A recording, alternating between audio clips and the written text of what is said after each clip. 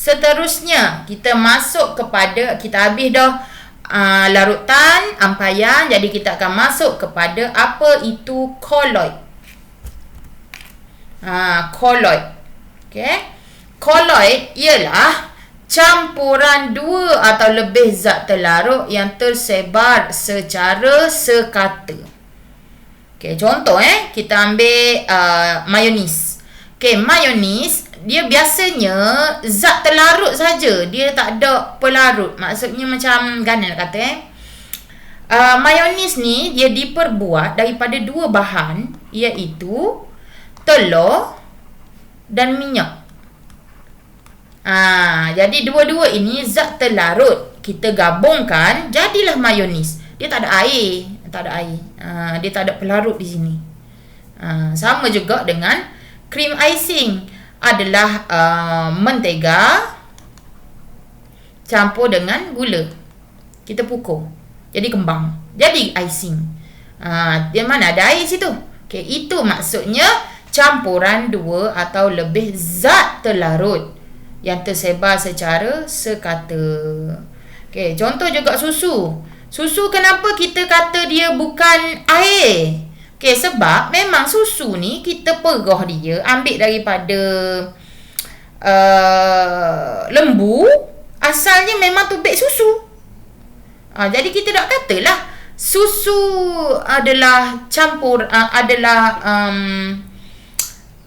larutan. Sebab tak ada benda lain yang larut. Tak ada benda. Dia hanyalah totally susu. Bukannya air campur kita ambil, macam kita ambil tepung ke, ada. Bukan. Dia memang asal original dia adalah susu. Okey. Contoh sos cili pun sama. Okey, dia gabungan daripada gula, daripada minyak apa semua. Boleh tengok pada gabungan. Jadi dia punya struktur ni berbeza daripada larutan. Larutan dia cair dan dia jernih. Kolloid ini dia antara middle di antara macam ini, dan ampaian ni dia keruh. Jadi itulah beza dia. Kolloid dia tak kata dia tidak jernih, dia tidak keruh, dia rupa dia. Itu maksud kolloid. Dan satu lagi shave, krim pencukur. Bila awak shave ataupun awak pernah makan whipping cream, yang kek-kek tu kan, itu pun sama, adalah kolloid. Okey, seterusnya, air sebagai pelarut semesta. Air dikenali sebagai pelarut semesta kerana ia boleh melarutkan hampir semua bahan, sama ada pepejal, cecair ataupun gas.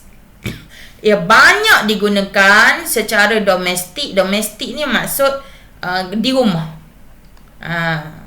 Dan juga bahan mentah dalam industri pembuatan ni kilang, pertanian, kita bercucuk tanam lah, dan perubatan. Okey, contoh ini di bidang pertanian. Fungsi kita baja sama ada ketul, okey, ataupun yang cecair, kita mesti tambah ke dalam air. Maksudnya bila kita letak baja di tanah, kita kena siram air. Kalau tak siram air, baja ini tidak larut dalam tanah sebab dia tiada air. Bila dia larut, barulah baja itu boleh diserap oleh pokok. Itu yang pertama. Yang kedua, kilang. Okey. Minuman ringan. Ini biasanya air gas, air apa saja, air dalam tin, okey, air dalam botol, apa saja. Even air alkohol sekalipun, ia dihasilkan dengan menggunakan air sebagai pelarut. Maksudnya kalau nak buat air ini air sarsi, dia kena ada zat terlarut. Zat terlarut ini macam perasa Pepsi lah. Perasa Pepsi campur dengan air, campur dengan nak rasa gas, campur pula dengan karbon dioksida, jadilah dia bergas. Jadi itu maksudnya. Sebab karbon dioksida pun dia larut dalam air. Okey, dan yang ketiga, air digunakan melarutkan deterjen yang digunakan dalam proses pembersihan. Awak cuba, awak nak basuh pinggan. Okey, pinggan kotor ni. Okey, pinggan kotor. Awak letak sabun saja, tak payah campur air. Tengok apa jadi. Dia tidak akan bersih. Sebab sabun ini dia mesti ditambah dengan air. Baru dia boleh mengeluarkan buih dan baru boleh terikat kepada kotoran. Kalau tak ada air, tak boleh terikat kepada kotoran. Jadi dia tidak fully 100%. Okey. Itu pelarut. Dan kita juga ada pelarut yang bukan air. Maknanya bukan air lah. Ada beberapa, seperti contohnya adalah alkohol, kerosin, aseton, turpentin dan ether. 5 benda ini adalah pelarut bukan air. Dia nak melarutkan apa? Okay, dia boleh melarutkan minyak wangi. Itu sebabnya dalam minyak wangi kita spray, dia terbebas sebagai wap. Okay. Dan yang kedua ialah antiseptik. Hak ni kalau awak nak rasa masa doktor nak cocok, dia sapu satu kapas yang rasa berangi, rasa macam sejuk je. Itu adalah alkohol.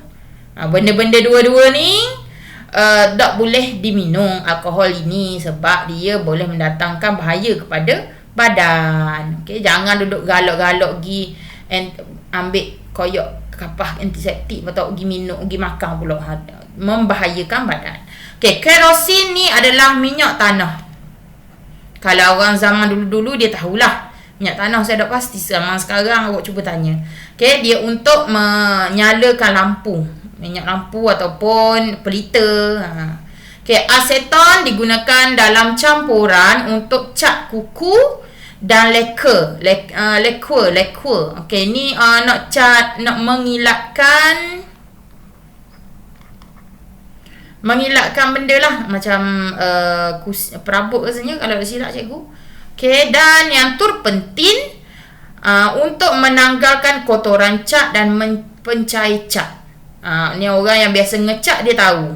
Kalau tangan dia terlekat dengan cat, dia boleh gunakan turpentin sebab dia boleh, cat ini boleh larut dalam turpentin.